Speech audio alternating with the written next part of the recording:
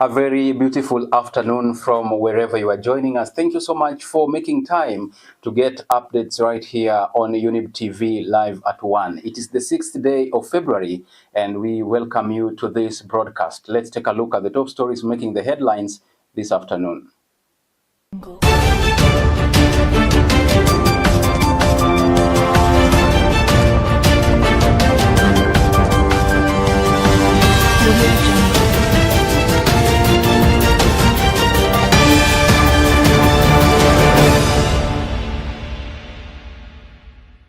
Mimi nilitoa ahadi. Wengine walikuwa wanasema huyu Ruto anasema uongo. Muko hapa leo ama hamuko? Sasa usiku wa saa 6 tukakuja kubomolewa na hawakutuambia hata jana tutoe vitu zetu. Wametuharibia kazi zao kule hivi.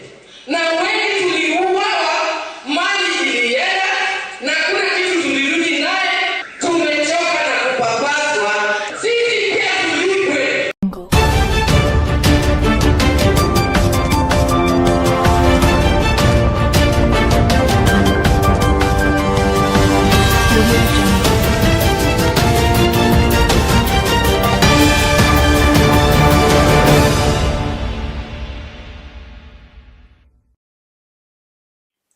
The bulletin begins right now. My name is Alphonce, Ouma.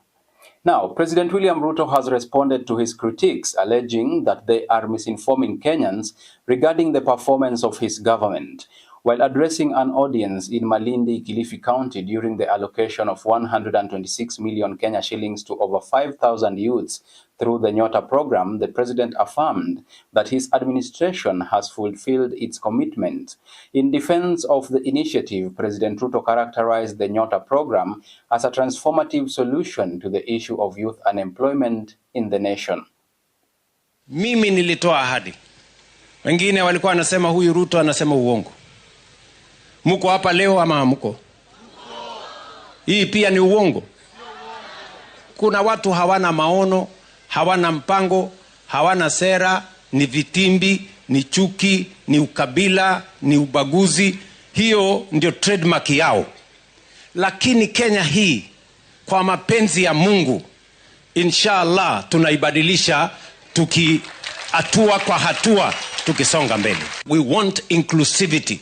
We want every young person, irrespective of their background, irrespective of the corner of the country, how remote your village is, you must get an opportunity like every other young person in Kenya who live in our cities, who live in our towns, who live in our villages. We must give them equal chance to participate in this program. Malengo ya mradi ni kuhakikisha kwamba tunaongeza nafasi ya kazi kwa vijana, tunaongeza nafasi ya ajira, tunaongeza ile utaalamu wa vijana. Wale wataweza kuhakikisha pesa wao wametunza, wamering fence vizuri, na wana biashara ambao wameanzisha ambayo itawasaidia, wanataka kuongezwa pesa. Hiyo pesa umepewa na Nyota ndio itakuwa security yako ya kupewa wezesha fund uendelee upanue biashara. Now, President William Ruto has warned school heads not to send students home due to unpaid school fees, stating that the government has allocated 44 billion shillings to aid public education. The president reassured students and parents that his administration is dedicated to providing continuous access to education through the nation. Furthermore, the head of state urged the politics of progress that is free from tribalism and divisions, affirming his commitment to executing the agendas established with the late Raila Odinga.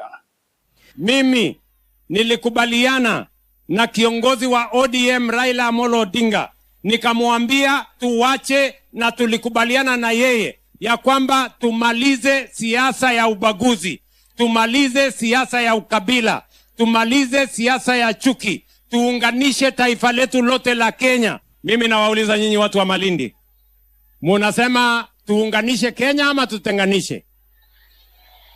Tutembee pamoja. Mimi na Mungaro tutembee pamoja.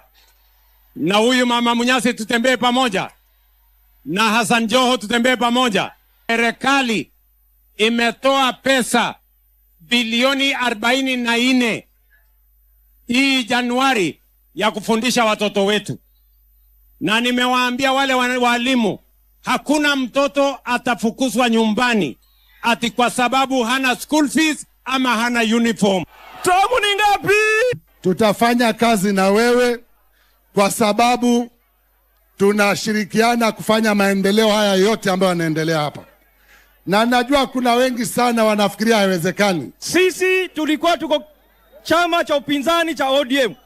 Tumekupinga, lakini safari hii, raundi hii, tuko na wewe sako kwa bako. Miaka ya nyuma watu walitumia vijana vibaya sana, lakini serikali yako imeheshimisha vijana. Na mimi nataka niseme, Your Excellency, Mheshimiwa Raila Amolo Odinga alitufungulia milango ya kuingia katika serikali, na sisi tuko kwa serikali, tuko nyuma yako. Tumeamua kama ni noma noma, kama ni mbaya mbaya, miaka ni mingapi? The government has been under pressure to end the registration of Kenyans for employment in Russia following the deaths of several Kenyans in the country. The families of the victims are left with a lot of questions after they have not received any information about their loved ones who traveled to the country. The pressure was expressed in Kinuri village, Makurueni, during the burial of Charles Waithaka, one of those who died in the war between Russia and Ukraine, the burial being carried out with the body of the deceased, without the body of the deceased rather. It pains that someone is living a soft life at the expense of your sweat. May God of angels come through for us. I may not even see your remains, but I'm convinced that I have buried you. I thank God for the years. Shalom, so much has changed since you have gone away. Our hearts are broken into pieces, and we are all devastated. Kama nilikuwa nimedanganywa naenda kazi ya driver.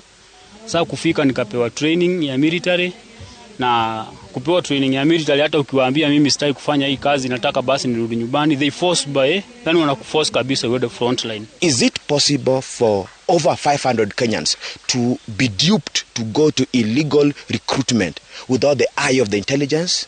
The Kenyan intelligence service is not aware. The Kenyan DCI is not aware. The Kenyan police is not aware.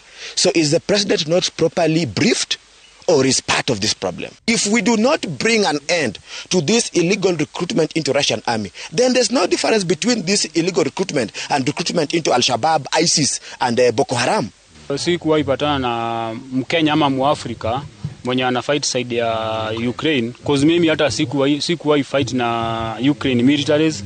Vitu zenye zilikuwa zinatuua na kumaliza watu ni drones and landmines. Now, violent confrontations erupted between law enforcement and traders in Ruai, Nairobi, following attempts by authorities to remove them from a road reserved to facilitate the operations of a Kenha contractor. In response, traders obstructed the eastern bypass, asserting their refusal to move until a new market is built. They claimed the land grabbers have encroached upon the area designated for market. Additionally, another faction contends that there is a systemic effort by influential figures to appropriate the land. Sasa usiku wa saa 6 tukakuja kubomolewa na hawakutuambia hata jana tutoe vitu zetu.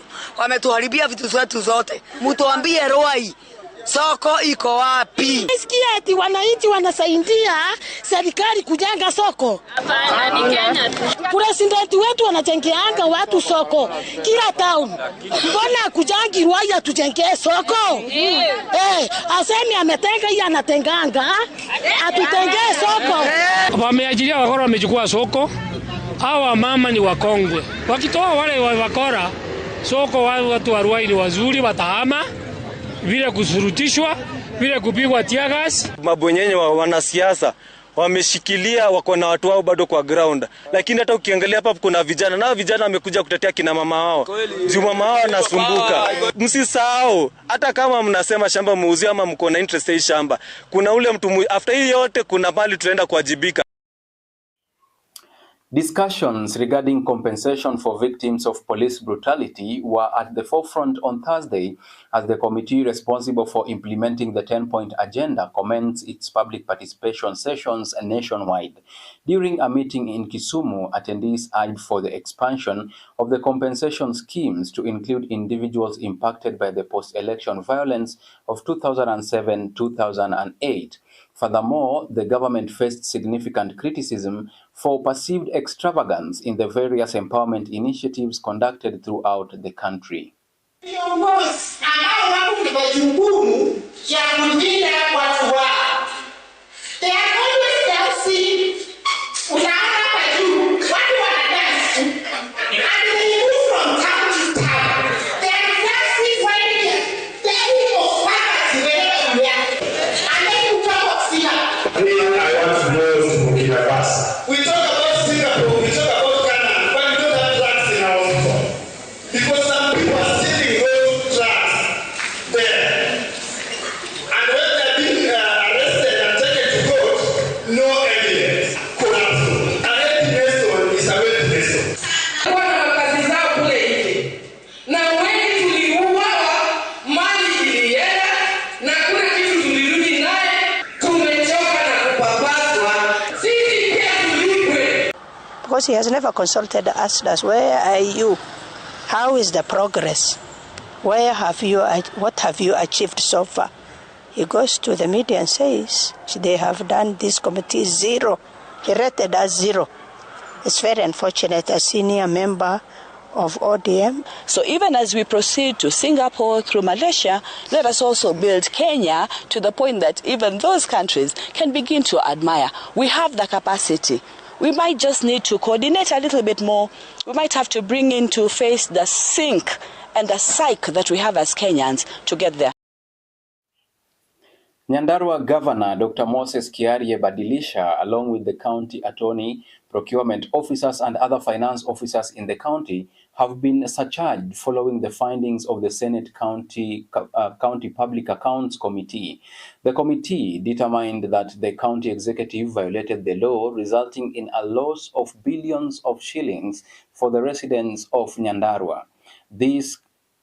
This situation arose after the Nyandarua County government cancelled a contract worth 1.5 billion shillings, having already spent 900 million shillings to remove asbestos from the rooftops of J.M. Kariuki County Referral Hospital. Then someone must sit behind bars. Technically insolvent. So between technically insolvent and a crime scene, which is worse? Termination of over 1.5 billion contract. That is not a matter that requires the professional opinion of the head of procurement. And unless then that becomes the black hole that we use to do funny things. So you can expect scrutiny. And please, such a big name should not be muddled with scandal and controversy. I think what we are asking for is an intergovernmental agreement. Does it exist? At the moment, it doesn't exist, but okay, I think that has been established as a fact. Is proposed completion of works and removal of asbestos roofing at JM Kariuki level 5. You gave out a tender of 988 million. But looking at the work he had done, they compared with others, they decided that they would want to continue. Well, that's all we had lined up for you this afternoon, 6th of February 2026. Thank you so much for keeping us company, and from all of us right here at Younib TV, we wish you a good afternoon. Enjoy the rest of your day. My name is Alphonce, Ouma.